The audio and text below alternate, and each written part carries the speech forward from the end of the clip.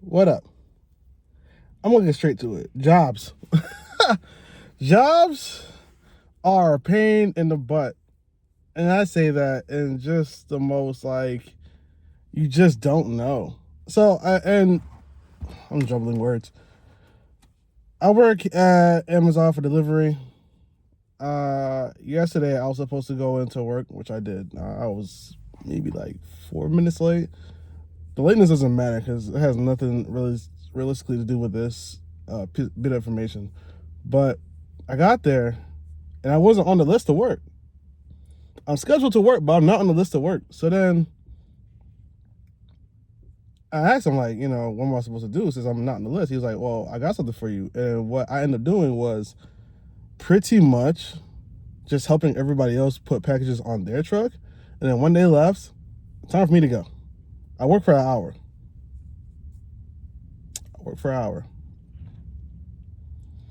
Now, that's not too bad of a problem because obviously I can just go do other things. But for those that don't have a drive similar to mine or don't have the thing that they want to do, where it's like you have a side gig and you're trying to make money off the side gig. If you don't have that, jobs are horrible. Like, you have to ideally have two jobs. Like, I'm actually on the verge of quitting my janitor job. Literally, I got 2 days. I got today and tomorrow, and that's it for my janitor job. But far as that, it's like, this is my only job now. So you're telling me that because it's no longer peak season or it's no longer in high demand, I'm kind of somewhat on the call. Like, I am scheduled, but I'm on this I'm not guaranteed even 8 hours. I might just be guaranteed 1 hour. And I'm not saying that they're going to, give me obviously oh, you only get 1 or 2 days of legitimate work. Like, I worked a 10-hour shift Sunday and Monday. So now when Wednesday came around, I did it 1 hour. I'm like, that's weird. And I'm going tomorrow. I'm like, it could be the same thing. It could not be the same thing. I don't know. But the fact of the I don't know factor is the problem. So I'm kind of considering doing weddings because my girlfriend is excited to do wedding combo with her makeup and my photography. I'm still not really fully hurrah for the weddings. I just know it's a good moneymaker. But ideally, what I'm presenting to my girlfriend is if she's gonna do the promo, she's gonna do the marketing and yada yada yada, then I will do the weddings on that agenda. But I'm not going to put myself out there and say, hey, I'm a wedding photographer. Just, my girlfriend can throw me in and I can charge the $1,000 to $2,000 for weddings, whatever price range based on the criteria that they're trying to look for, etc. Like, that I could do. Other than that, I'm not doing that. But that is the biggest problem with being in a smaller city.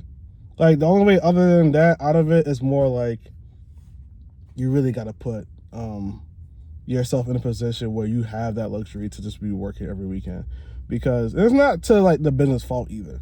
So I don't want to look at Amazon or any other businesses oh, well, you're supposed to guarantee me hours type. It's more of if the demand's not there, then why supply y'all?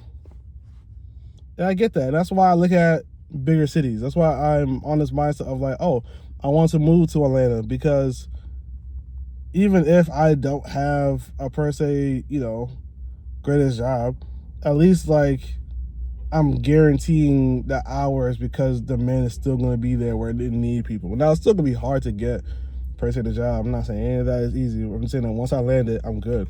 Realistically, my janitor job was perfectly fine. I'm always having work. And all I got to do is just make sure I show up and do my job. And then whatever I do outside of this, I do outside of this. Granted, I still have DoorDash. It's not like DoorDash is not a viable option. As a matter of fact, the amount of money I've made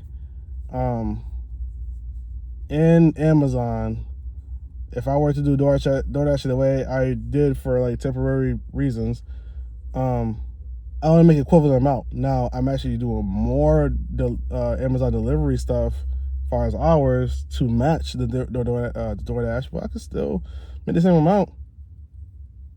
It's possible. not possible. And that's why I look at that as like, okay, so it's just a temporary couple months, hustle my ass off type of money. It's not like, oh, I'm gonna do this like for a very, very long term. It's like, okay, until photography, until DJing, until music, this is the position it needs to be getting into. And those are my two anchors. I do want to do bartending again. I actually did find a bartending job at Red Lobster that I might apply for.